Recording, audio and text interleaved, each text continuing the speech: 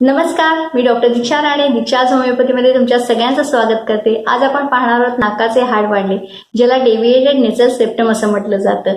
हे नाकाचे हाड का वाढते, त्याच्यामुळे काय लक्षणे दिसतात, काय त्रास होऊ शकतो आणि त्याच्यासाठी तुम्ही कोणती होमिओपॅथिक उपाययोजना करू शकताय, हे आज आपण या व्हिडिओमध्ये पाहणार आहोत। सो व्हिडिओ शेवटपर्यंत नक्की पहा आणि अजूनही तुम्ही माझं चॅनल सबस्क्राईब केलं नसेल तर जरूर सबस्क्राईब करा, जेणेकरून येणाऱ्या नवीन व्हिडिओचे अपडेट्स तुम्हाला मिळतील।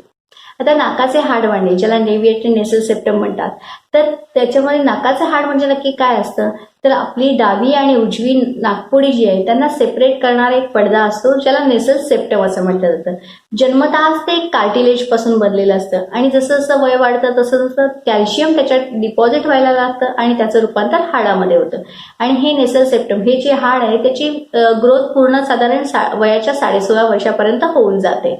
आता हे सेप्टम जे आहे हे जेव्हा वाकडं होतं, कोणत्याही एका बाजूला जातं, जसं डाव्या बाजूला किंवा उजव्या बाजूला, असं जेव्हा ते वाकडं होतं त्यावेळेला त्याला नाकाचे हाड वाढणे असं म्हणतात। आता हे हाड वाढल्यानंतर काही जणांना त्याची बिलकुल लक्षणं नसतात, कारण जन्मतःच काही जणांना तशीच रचना असेल, तसंच असेल, तर काही जणांना त्याचा त्रासही होत नाही। पण काही जणांमध्ये यांची लक्षणं हे सिव्हिअर प्रमाणात, जास्त प्रमाणात सुद्धा आढळून येतात। तर आता याची काय कारणं आहेत की हे हाड वाकडं का होतं, तर त्याचं पहिलं कारण म्हणजे जर तुम्हाला कोणती ऍक्सिडेंटल इंजुरी झाली असेल, कोणताही मार लागला असेल, जोरात मार नाकावरती बसला असेल, तरी सुद्धा हे सेप्टम वाकडं होण्याचे चान्सेस असतात। नंतर सेकंड बघायला गेलं तर बर्थ जन्मतःच ड्युरिंग डिलिव्हरी जर असं नाकावरती दाब आल्या कारणाने सुद्धा हे सेप्टम वाकडं होऊ शकतं। नंतर थर्ड, काही बर्थ डिफेक्ट्स असतात, ज्याला मार्फन सिंड्रोम, होमोसिस्टिन्युरिया असे जे बर्थ डिफेक्ट्स असतात, त्याच्यामुळे सुद्धा हा डेव्हिएटेड नेसल सेप्टमचा त्रास होऊ शकतो। आता हा त्रास ज्यांना असतो त्यांच्यामध्ये कोणती लक्षणं दिसू शकतात, तर अशा पेशंटला वारंवार शिंका येणे, वारंवार सर्दी असू शकते, त्याच्याबरोबर नोज ब्लॉकिंग होणे, त्यांना नाक वारंवार बंद होणे असा त्रास होऊ शकतो। काहींना रात्रीच्या वेळेस हा त्रास जास्त वाढतो, काहींना श्वास घ्यायला त्रास होतो, त्याच्यामुळे त्यांना तोंडाने सुद्धा श्वास घ्यावा लागू शकतो। काहींना नाकातून रक्त येणे असा त्रास होऊ शकतो। काही जणांना कंटिन्युअसली नाकात बोरिंग म्हणजे कंटिन्यू खाज येणे आणि त्याच्यामुळे खूप जास्त खाजवल्यामुळे रक्त येणे असाही त्रास होऊ शकतो। काही जणांना ह्या त्रासामुळे झोपेमध्ये खूप जास्त प्रमाणात घोरण्याची सवय असते। अशी ही लक्षणं हे सेप्टम वाढल्या कारणामुळे या डेव्हिएटेड नेसल सेप्टममुळे दिसू शकतात। आता आपण पाहूया की कोणती होमिओपॅथिक औषधं आहेत जी तुम्ही ह्या आजारासाठी, या त्रासासाठी घेऊ शकताय।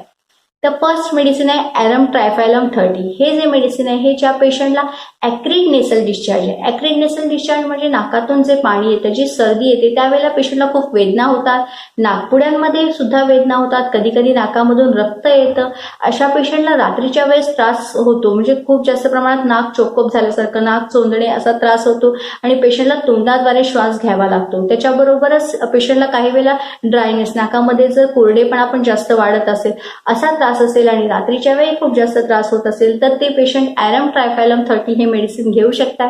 हे मेडिसिन तुम्ही 2-2 थेंब डायरेक्टली जिभेवरती घेऊ शकताय आणि हे मेडिसिन तुम्ही दिवसातून 2 वेळा घेऊ शकताय।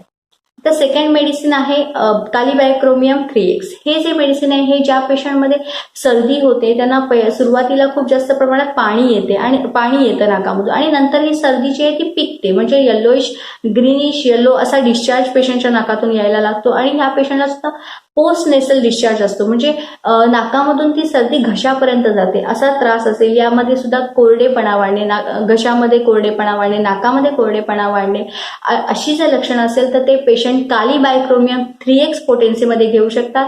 या गोळ्या ज्या आहेत त्या 4 गोळ्या तुम्ही दिवसातून 3 वेळा घेऊ शकताय। थर्ड मेडिसिन आहे नक्स वोमिका 30। नक्स वोमिका 30 हे मेडिसिन ज्या पेशंटला कोल्ड म्हणजे थंड हवामानाशी एक्सपोज झाल्यानंतर सर्दी चालू होते आणि सर्दी जी आहे ती दिवसभरात त्यांना नाकामधून पाणी येत राहतं, पण रात्रीच्या वेळेस ते नाक एकदम चोरल्यासारखं, एकदम ब्लॉकेज व्हायला लागतं आणि अल्टरनेट नॉस्ट्रेल ब्लॉकेज असतो, म्हणजे एका वेळेला डावी नाकपुडी जी आहे ती बंद झाल्यासारखी वाटते, काही वेळेला उजवी नाकपुडी बंद झाल्यासारखी वाटते, असं त्रास होऊ शकतो। आणि काही वेळेला अशा पेशंटना ॲक्रिड डिस्चार्ज, मी जसं सांगितलं नाकातून जी सर्दी येते त्यावेळेला त्यांना खूप वेदना होतात आणि त्याच्याबरोबरच काही वेळेला सकाळच्या वेळेस त्यांना नाकातून रक्त येणे असा त्रास सुद्धा असू शकतो। तर या पेशंटमध्ये नक्स वोमिका हे मेडिसिन जे आहे ते खूप चांगल्या प्रकारे वर्क करते।